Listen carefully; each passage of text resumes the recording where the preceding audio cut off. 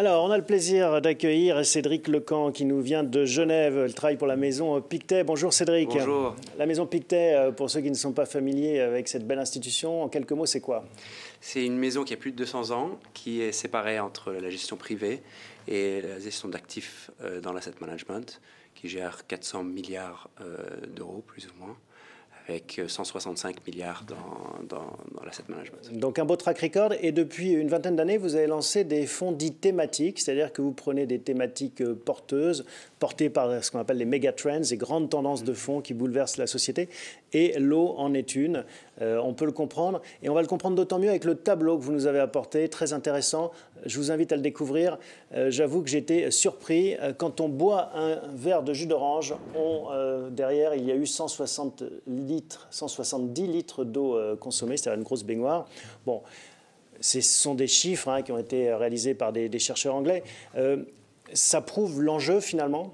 Oui, c'est un teaser qu'on utilise pour rappeler au public l'importance de l'eau.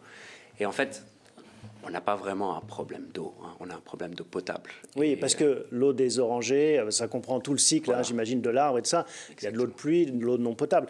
Et le vrai enjeu, là où on fait de l'argent, finalement, c'est sur l'eau potable. Exactement. Et puis aujourd'hui, c'est là où on mise sur cette thématique, parce qu'on y voit de la croissance.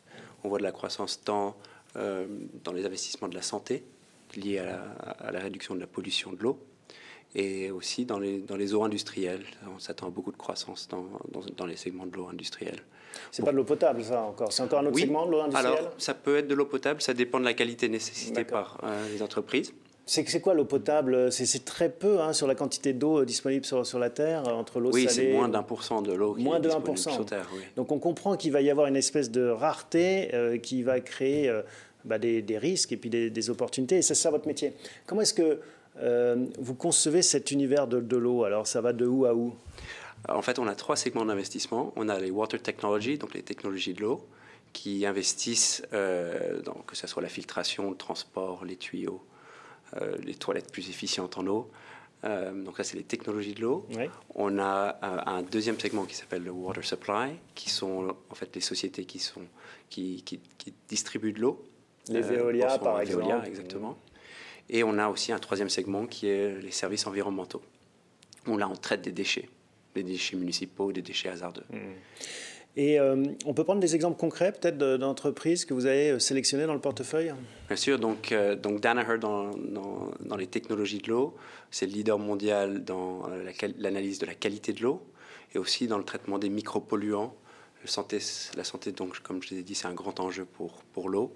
La pollution chimique est un enjeu, et eux sont leaders dans les systèmes de traitement de la pollution chimique. Donc ça, c'est un exemple. Ce sont des pure players, ils sont spécialisés dans l'eau, ou c'est des entreprises qui parfois peuvent avoir un portefeuille plus large? C'est un conglomérat, donc selon nous, il a 40% de sa valeur liée à cette thématique de l'eau. D'accord.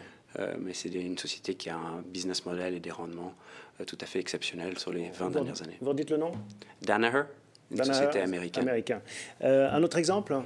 Oui, donc vous connaissez Veolia. Oui, alors ça, Veolia, on connaît. D'accord. On va faire vite.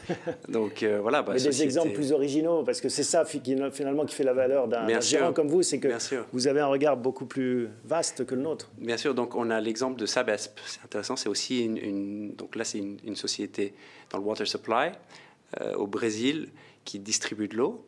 Et la raison pour laquelle on l'a trouvé intéressante dernièrement, c'est parce qu'il y a un changement régulatoire au Brésil avec l'arrivée du nouveau président, donc beaucoup plus favorable à la participation du secteur privé.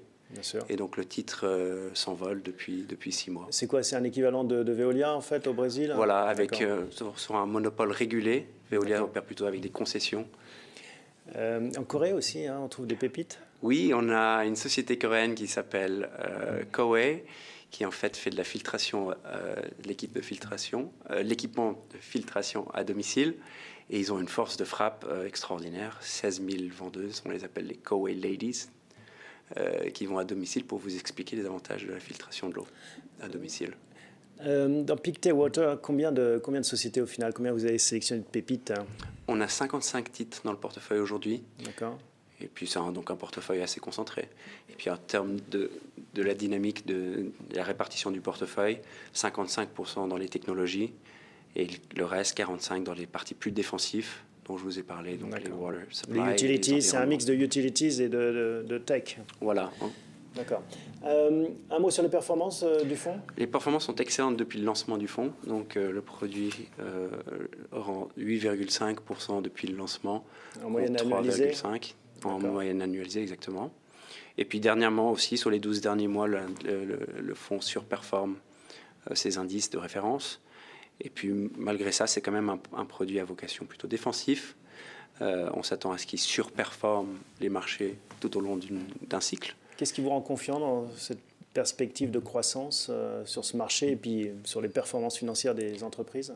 Il me semble que finalement les besoins d'eau sont tellement différents, vastes et en croissance que voilà, oui, on est très confiant tant sur notre approche à long terme, les demandes ce qu'on constate sur le marché, et puis après aussi en tant qu'investisseur, on est des investisseurs engagés auprès de nos sociétés, des partenaires stratégiques, et donc on essaye aussi d'extraire de la valeur grâce à ça. On peut qualifier ce fonds d'un fonds ISR et il rentre dans cette catégorie?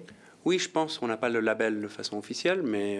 mais on fait du bien à l'environnement, quelque part? On pense que oui. Ouais. Je pense que le traitement des déchets, ça protège les nappes phréatiques, ça protège l'environnement. Le traitement de l'eau et la réduction de la pollution aussi, c'est bon pour l'environnement et pour la santé humaine. Donc, bon, c'est un autre moyen de faire de l'ISR, mais avec de la performance conséquente, comme vous nous l'avez rappelé. Merci beaucoup, Cédric Lecamp, de nous avoir rendu visite depuis la Suisse. Et puis on espère vous retrouver bientôt pour nous raconter l'évolution de ce portefeuille. Merci beaucoup pour votre intérêt. Merci de votre fidélité. On se retrouve dans un mois pour un prochain épisode de Parlons Placement.